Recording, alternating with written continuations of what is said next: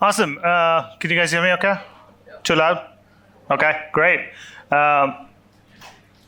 Missed out on staying out till 4 a.m., but I did get a shot of espresso before, so you're getting the wired version of me. Thank you for having me here. It's awesome to be in front of all of you here that are building.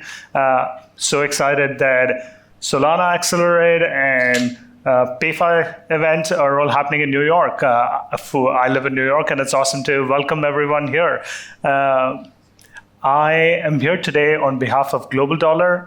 We're going to talk about the next generation of stablecoins. As Shiraz said, we're at the point of intersection of TradFi, DeFi, traditional blockchain companies. I feel like I've never been called traditional blockchain, but I'll take it. So figuring out how do we go from here to the next wave of adoption. So that's what I'll spend time on.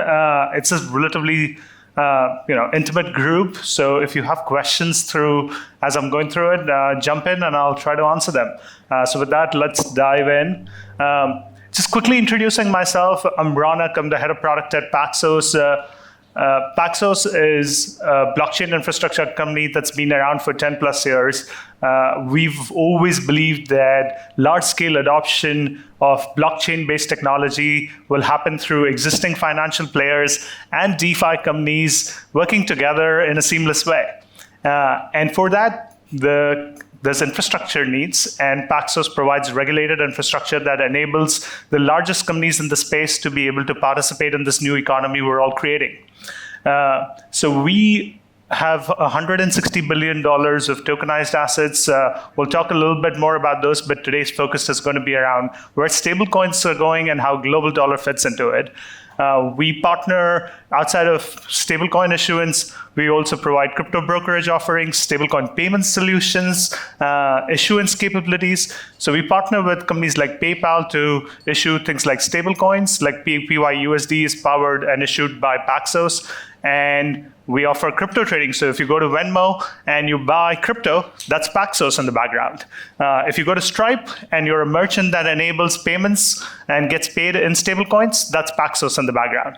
So Paxos is behind the scenes powering a lot of the real world use cases that all of us are interacting with in the space. Before we get to what is Global Dollar and USDG, it's worth taking a couple of minutes to touch on what we're seeing and where we are at this moment in time. Obviously, stable coins are the talk of town. Maybe let me get a show of hands. How many of you here are building in the stablecoin space?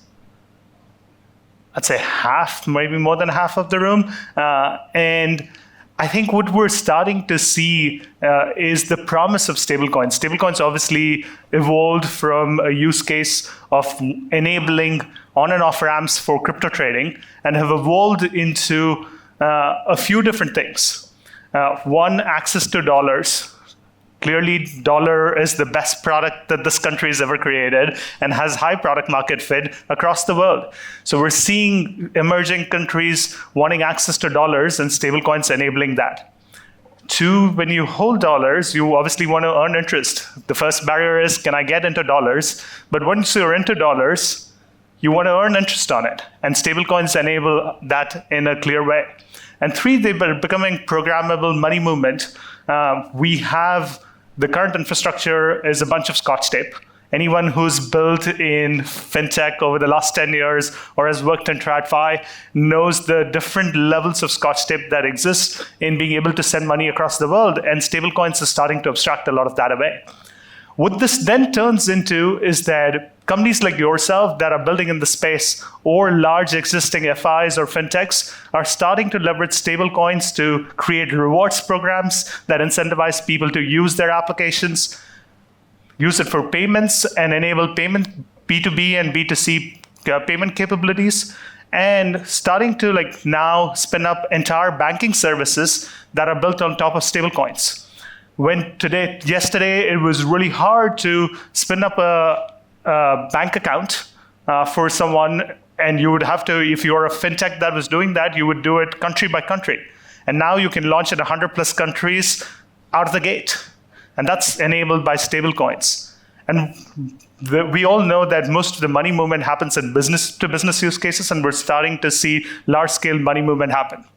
But again, it feels like stable coins are here. This is all going to grow, and we have a couple of winners.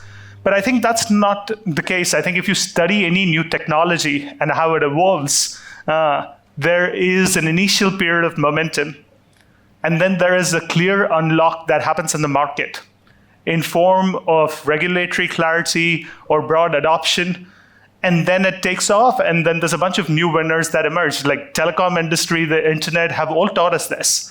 And so as we look at where we are in the cycle, we're today at a $240 billion mark, and the last 5 years seem like a hockey stick, but I promise you that the next 5 years will be a significant step up from where we are to where we'll get to.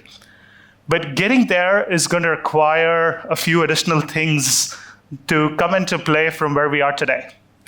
The three things that I think that are necessary for broad adoption, for you and I to be paying with stable coins for everything, for merchants and businesses across the world to leverage stable coins.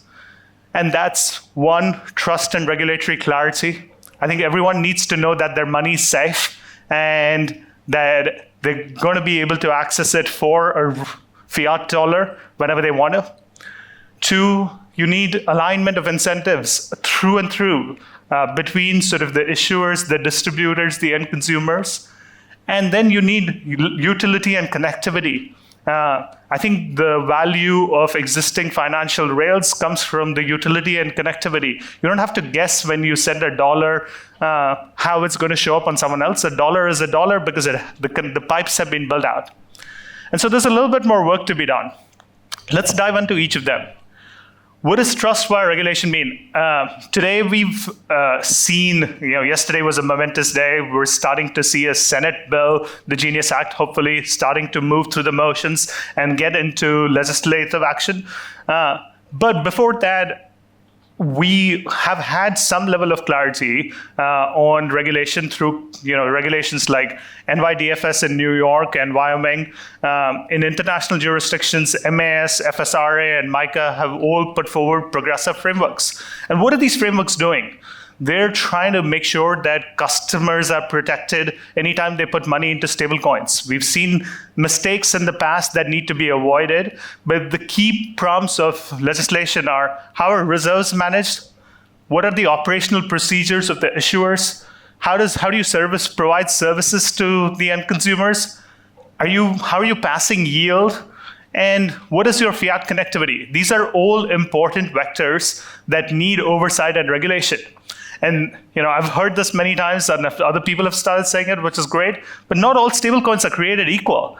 This doesn't exist in the leading stablecoins in the market today. USDC obviously is widely used, but it isn't regulated in the US in any way. We've had challenges understanding where reserves for other stablecoins have been held. And so trust, going from regulation to the distributors like the PayPals and the Krakens and Robinhoods of the world to the end consumers, needs to happen, and that can only happen with regulatory clarity. Two, the current economic model of issuance is completely broken. I think instead of me saying it, I'll paraphrase or quote Matt Levine, who said that the old model of stablecoin is a ludicrous business. You take tens of billion dollars from institutional investors, you invest it however you want, and you get to keep all of it as interest and revenue. In what world does that make sense?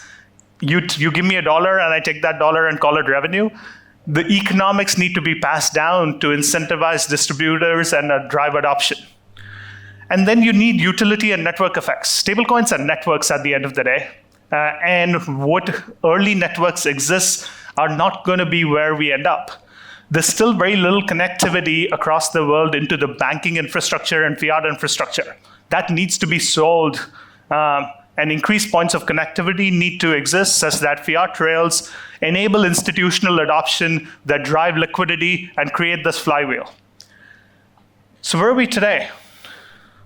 The global dollar was introduced in November with a view to try and solve all of this. Paxos is an issuer, but this is set up as a network model. The idea behind global dollar is that we provide shared economics through a diversified network that drives mainstream use cases and drives further adoption.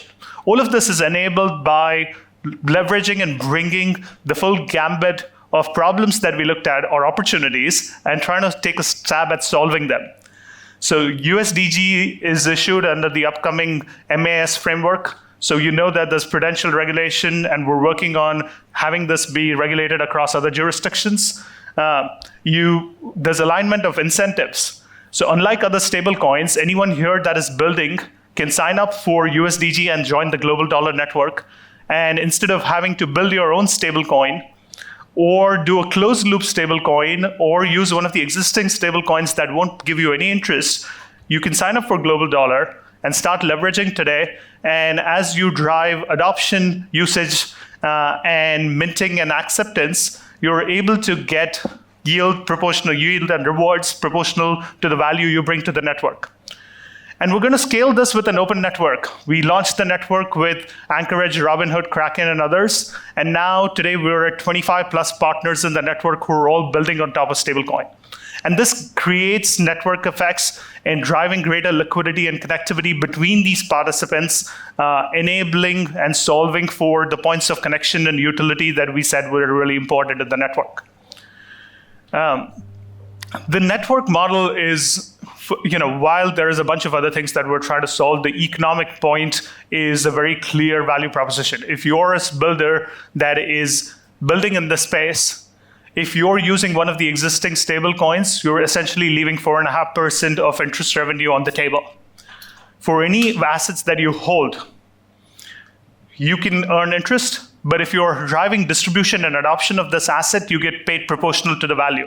We believe that this is the right and equitable model for scaling how stablecoins work, and USDG and GDN are meant to do that without any barriers.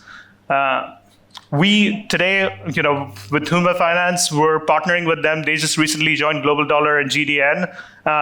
Obviously, they provide liquidity and credit for global payments and money movement, and we're really excited that the $3.5 to $4 billion of stablecoin volume today on Solana is something that could start moving into USDG, because the partners that are joining Global Dollar want to leverage Global Dollar for remittance and money movement use cases, and have a liquidity and pre-funding need that Huma Finance is able to come deliver and solve for. In the process, they're able to earn yield and interest on any fiat, any sort of stablecoins balances that they're holding, and for the stablecoins that they're enabling and driving distribution in the broad network, they get compensated for it. So we're really excited about the possibility of this.